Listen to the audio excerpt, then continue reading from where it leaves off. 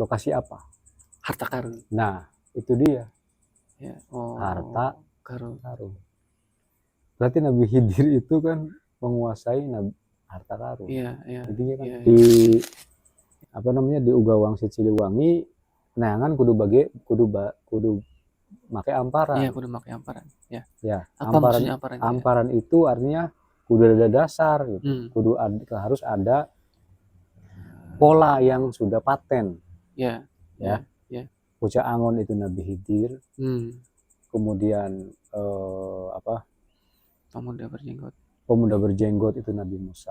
Kemudian Ratu Adil Nabi Harun.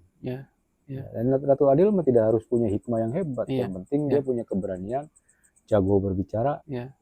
Jadi kalau misalnya gini ya, Bocah Angon, Pemuda berjenggot, sama pemimpin. Resi, Rama, kemudian Raja.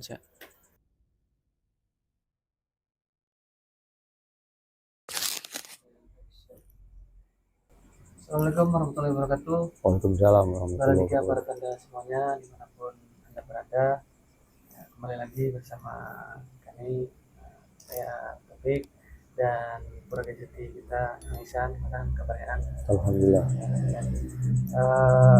Pada para Anda semuanya, kita akan kembali yang membahas tentang Uga Wangsit Siliwangi.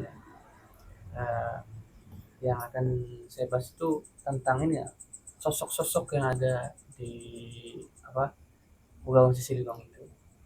Nah, yang sosok yang fenomenal adalah pertama yaitu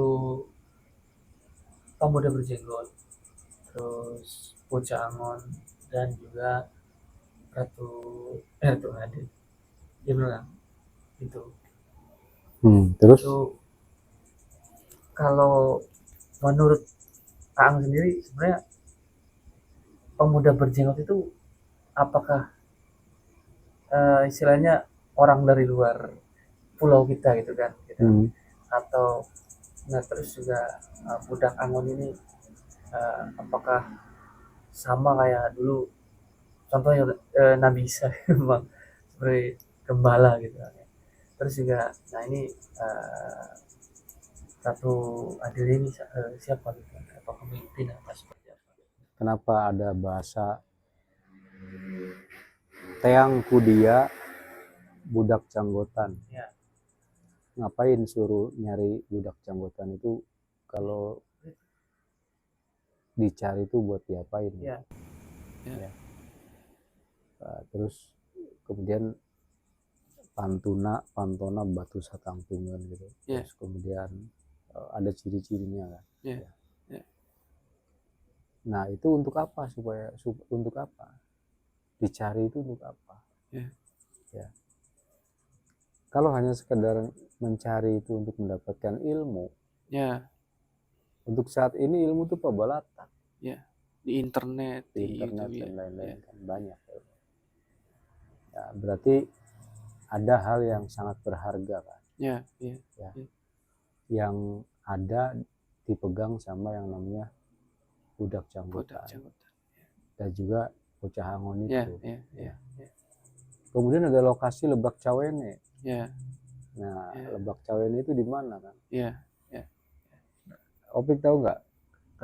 Apa sih sebenarnya yang dicari Nabi Musa alaihissalam ke Nabi Khidir? Jauh-jauh ya. Jauh-jauh mencari Nabi Khidir itu untuk apa? Orang kemudian untuk mencari ilmu dan hikmah ya. Buat apa terus ilmu dan hikmahnya? Apa ansih buat apa, pengetahuan aja gitu ya? Pengetahuan saja atau untuk apa? Sebenarnya ada hal yang lebih real daripada sekedar ilmu dan hikmah. Dan itu telik sandinya ada di akhir perjalanan. Di akhir perjalanan Nabi Musa dengan Nabi Khidir itu kan Nabi Musa mendirikan bangunan yang seharusnya dihancurkan malah didirikan. Tujuannya apa? Supaya anak yatim piatu itu mengetahui bahwa disitulah titik lokasinya gitu. Lokasi apa? Harta karun. Nah itu dia. Harta karun. Berarti Nabi Khidir itu kan menguasai harta karun. Iya. Intinya kan. Iya. Jadi perjalanan naik perahu ke pulau, ada ujian ilmu ini dan itu untuk apa? Ya ujungnya tuh itu. Paham nggak? Iya. Ujung-ujungnya tuh itu. Nabi Khidir alaihissalam ya diamanahi oleh Allah untuk menjaga harta. Berarti Nabi Musa ke sana nyari apa? Nyari harta. Sebenarnya itu kan? Iya. Gitu. Nah, Nabi Khidir itu dikisahkan wa kullan naqussu alaika min amba'i rusuli linustabita bi fuataka. Di apa namanya, di Ugawang Siliwangi neangan kudu make amparan. Iya, kudu make amparan. Ya, Apa maksudnya amparan? Amparan itu artinya kudu ada dasar gitu. Harus ada pola yang sudah paten. Ya. Bocah Angon itu Nabi Khidir. Kemudian pemuda berjenggot itu Nabi Musa. Kemudian Ratu Adil Nabi Harun. Dan Ratu Adil tidak harus punya hikmah yang hebat. Yang penting dia punya keberanian, jago berbicara. Jadi kalau misalnya gini ya, bocah Angon, pemuda berjenggot, sama pemimpin. Resi, Rama, kemudian Raja. Di antara ketiganya yang paling bodoh yang mana? Kalau kita tanya yang paling bodoh, Raja. Yang penting nurut kan? Mana yang paling pintar? Harus yang paling pintar. Resi. Yang paling bijak Rama. Gitu kan? Jadi standar keilmuannya Nabi Khidir, Nabi Musa, Nabi Harun. Seorang raja ini nggak perlu pintar-pintar. Politisi lah yang. Politisi itu nggak perlu pintar, yang penting dia jujur. Kan? Di atas politisi ada penasehat yang namanya pemuda janggutan. Pemuda janggutan itu kan bukan soal pemuda janggutan itu pemuda Islami gitu, bukan. Kalau kita lihat Plato berjanggut juga ya. Artinya pemuda janggutan itu seorang sosok filosof, orang yang pandai, bijaksana, ya kan? Itu namanya pemuda janggutan. Jadi orang bijaksana itu disimbolisasi dengan jenggot. Makanya para sifu dari Cina jenggotnya panjang, ya kan? Kemudian para filosof dari Yunani jenggotnya panjang. Nah, maksud dari pemuda janggutan yang dimaksud itu adalah seorang yang pemikirannya tajam gitu, terhadap negara. Yang itu akan menjadi penasihat dari seorang raja. Sebagaimana Nabi Musa itu ya. Sebagaimana sosok Nabi Musa. Nah, kemudian ada lokasi namanya Lebak Cawene. Ya, bakal Nanjung Bari Munjung kalau Lebak Cawene itu ditemukan. Menemukan apa, mencari apa di Lebak Cawene itu. Kan semua juga kan negara bakal maju kalau ekonominya kuat. Gitu kan. Nah, jadi kan menjadi modal gitu. Warisan harta itu kan. Dan Nabi Khidir itu menjadi sosok yang menjadi penjaga, bukan hanya penjaga ilmu dan hikmah. Itu hanya password untuk bisa mendapatkan itu. Gitu. Kalau misalkan orang ini layak mendapatkan anugerah warisan dari Nabi Khidir, itu adalah sosok yang sudah mendalami ilmu dan hikmah.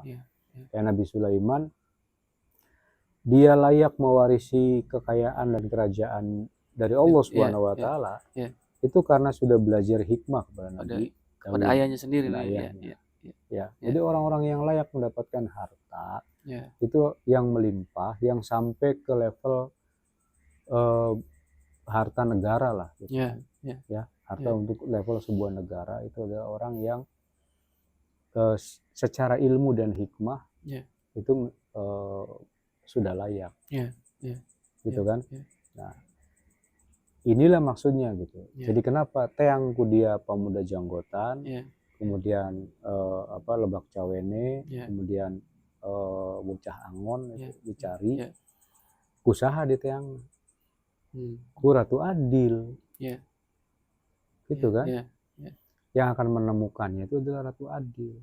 Kenapa Ratu Adil? Ya kan karena dialah yang akan memegang amanah Iya. itu, Iya. ya, Iya. mau mensejahterakan, Iya. mensejahterakan negeri Iya. itu. Iya. Nah Iya. kemudian siapa ratu adilnya? Ya siapa saja, terserah yang pengen. Iya. Iya. Ya, yang pengen dan yang bisa menemukan Menemukannya. pemuda janggotan, Iya. gitu. Iya. Di mana pemuda janggotan dan bocah Angon ini tahu Iya. lokasi Lebak Cawene. Ada apa di Lebak Cawene? Ya tadi. Iya. Iya. Ada bangunan yang di bawahnya Iya. ada warisan untuk 2 orang anak yatim. Iya. Kan gitu. Iya. Ya 2 orang anak yatim yang pertama adalah Nabi Musa dan Nabi Harun. Sebagiannya nanti diwariskan lagi 1000 tahun yang akan datang ke siapa lagi. Ya kan setelah Nabi Musa dan Nabi Harun kan Nabi Daud dan Nabi Sulaiman. 2 orang lagi kan. Setelah itu kemudian ada Rasulullah. Ya, 2 orang lagi dengan Sayyidina Ali. Setelah itu siapa? Terus gitu kan. 2 orang anak yatim yang diwarisi apa? Diwarisi harta. Dijaga oleh siapa? Nabi Khidir. Kan gitu. Nah syaratnya apa? Ilmu dan hikmahnya mumpuni. Wahabli ya wahab ilman wa hikmatan wali rizki gitu kan. Ya rozak masahilan gitu. Ilmu dan hikmahnya mencukupi, mumpuni, layak untuk mendapatkan warisan itu. Jadi 2 orang anak yatim yang hartanya dijaga secara abadi oleh Nabi Khidir alaihissalam itu adalah orang yang memenuhi kriteria secara ilmu dan hikmah. Nah inilah yang menjadi pemuda janggotan dan ratu adil. Ya. Dan ini bukan hayalan, akan ada, akan muncul di negeri kita, ya di tanah Pasundan. Begitu kan. Nah untuk modal kepemimpinannya yaitu. Ya karena kepemimpinan itu butuh modal yang istilahnya. Ya jelas. Ya sekarang kan ekonomi menjadi basic dari semuanya kan, superstruktur di mana-mana. Orang pengen hebat sebuah negara itu kan ekonominya yang kuat. Makanya pemimpin yang hebat tuh munculnya dari ekonom. Iya apa enggak? Ekonom kan, mesti begitu. Kalau ekonom jujur dia akan berpotensi menjadi seorang pemimpin yang hebat. Ngerti dunia ekonomi, bisa mengelola perekonomian, gitu. Jadi kan gini ya, apa harta karun itu artinya real, bener-bener di dalam tanah terus digali gitu, apa memang potensi sumber daya manusianya yang dia sendiri bisa mengolah gitu. Ya, gimana? Itu tidak bisa saya katakan. Ya. Bisa potensi sumber daya manusia, bisa di dalam tanah tapi masih dalam bentuk kayak freeport gitu. Ya. Cuma belum ada orang yang menemukan gitu, minyak bumi atau emas dan lain-lain, tapi juga bisa dalam bentuk yang sudah jadi. Ya kan? Bisa dalam bentuk yang sudah. Ini kan jadi sangat asik dibicarakan ya. Jadi kalau sudah ada harta dari goib dan lain-lain ya sudahlah, nanti juga akan tahu dengan sendirinya kan. Begitu Gawangsi bilangnya yang kayak dia nyaho seorang gitu. Tapi itu kenapa harus dirahasiakan, disembunyikan, disindir, silip, siloka, sasmita, simbol? Buat apa sih? Menjaga sesuatu yang sangat berharga. Apa itu yang sangat berharga? Sudah rela aja lah. Itu 1 ilmu, 2 hikmah, yang ketiga rezeki harta. Gitu. Berarti gini ya, sosok pemimpinnya itu ya. Berarti apakah kalau di level negara kan berarti presiden, kan misalkan di level provinsi ya gubernur, ya memang adanya kan misalnya gini kan gini ya, Gawangsi kan sebenarnya di Jawa Barat saja apa memang konteksnya ya, apakah ya keindonesiaan NKRI gitu? Indonesia kalau dong, menurut Indonesia. Karena bagaimanapun juga dari mulai zaman Salaka, Taruma itu bukan hanya bicara wilayah Jawa Barat, sampai ke keturunan dari orang-orang Taruma itu ke Jawa, keturunan, kemudian ada menantu yang ke Kalimantan, ya kan, ada yang ke Sumatera, Di sini juga ada istilah Adipati Palembang Gunung. Itu semua kan sudah membaur semuanya.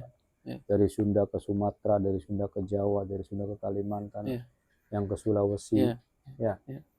Tinggal di Sulawesi juga ada Sultan Hasanuddin, itu kan. Nah, kemudian saya pikir di Papua, di NTB itu ya, kalau kita bicara negara kesatuan Republik Indonesia, ya jadi anggaplah itu anak incu atau dulur gitu, dulur anu tadina salembur kayak gitu.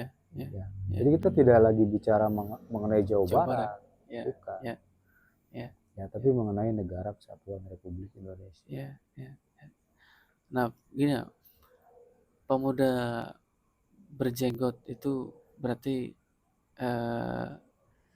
kan berarti siapa nih yang istilahnya apa ya?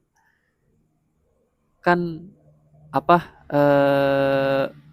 dia ini istilahnya dari seberang gitu istilahnya, apa memang asli orang dia gitu, orang maksudnya orang Ya, asli Sundanya. orang Sunda, asli orang Sunda, asli keturunan Sunda. Terus imahna di Birit Leuwi, di ujung dari apa namanya, di ujung dari sebuah sungai, rangkaian sungai. Kemudian di Pantuna Batu Satangtungan. Kemudian di diharapkan aya non pohonan gitu, katuruban ku handeulem, gitu kan. Itu ciri-ciri ya, itu ciri-cirinya seperti itu dicari. Tapi tidak akan pernah bisa ditemukan kecuali oleh orang yang sudah diuji ilmu dan hikmahnya, seperti Nabi Musa. Sebelum pengen ketemu Nabi Khidir kan diuji dulu. Jadi dia harus belajar dulu gitu. Dan belajar bertahun-tahun. Untuk bisa weruh di semu nu saestu gitu. Maksudnya gini, untuk para pemuda sekarang, bagi orang-orang yang penasaran pengen ketemu pemuda janggotan aja yang bocah angon itu, belajarlah gitu, ilmu dan hikmah. Makanya hasilnya mendapatkan harta gitu. Kan gitu kan. Ini bukan apa ya, euforia atau bukan sesuatu yang ini kan. Artinya kalau ingin menemui Nabi Khidir, jadilah seperti Nabi Musa. Orangnya jujur, kemudian mau belajar kan. Nah, belajar ilmu dan hikmah. Ya kan? Dan setelah itu kan diuji dulu kan, diuji ilmunya dan hikmahnya dulu. Saya pikir itu ujiannya bertahun-tahun juga Nabi Khidir itu kan. Tidak 1 bulanan gitu. Tidak sesingkat yang diceritakan dalam Al-Quran itu kan, hanya cerita singkatnya kan. Gitu. Nah, kemudian yang pada akhirnya di Quran tidak secara eksplisit disebutkan bahwa Nabi Musa alaihissalam menemui Nabi Khidir untuk mencari harta. Tidak, tetapi di ujung perjalanan belajarnya itu adalah membangun apa namanya, bangunan yang seharusnya dihancurkan, tapi kemudian dibangun dengan alasan apa? Ketika dijelaskan kan pada akhirnya alasannya karena di bawah rumah itu ada harta untuk 2 orang anak yatim. Berarti Nabi Khidir itu menjaga harta. Kan tidak disebutkan hartanya sebanyak apa. Dan dua orang anak yatim itu jangan kita pikir dua orang anak yatim yang kecil-kecil gitu. Kan ini 2 orang besar yang mengemban amanat balarea. Kemudian hartanya itu bukan harta sembarangan. Yang ngapain dijaga gitu. Ngapain harus dijaga sampai selevel Nabi Khidir gitu. Kalau hartanya ternyata cuma kalung misalkan, ya kan? Hartanya tuh atau sekotak perhiasan gitu. Ini kan harta negara. 2 orang anak yatimnya itu maksudnya adalah 2 orang yang apa namanya, sudah mengalami berbagai macam hambatan, ancaman, gangguan, dikerdilkan oleh bangsanya sendiri gitu. Karena mengalami krisis akhirnya sementara dia adalah pemimpin yang jujur gitu. Dua orang anak yatim ini adalah ya pemuda janggutan dan Ratu Adil yang hartanya dijaga oleh bocah angon. Dan itu posisinya berada di Lebak Cawene. Di mana kalau Lebak Cawene ya? Ya, kalau pengen tahu ya berarti kan itu belajar. Harus menjalani pelajaran dulu ya. Iya, maksudnya itu untuk memotivasi anak-anak muda kita gitu kan, untuk belajar ilmu, hikmah, tirakat. Dan juga menata niat kan. Biasanya kalau belajar ujung-ujung pengen dapat harta karun itu kan salah juga. Ya kan gitu. Ya, belajarnya harus lurus, harus benar gitu kan.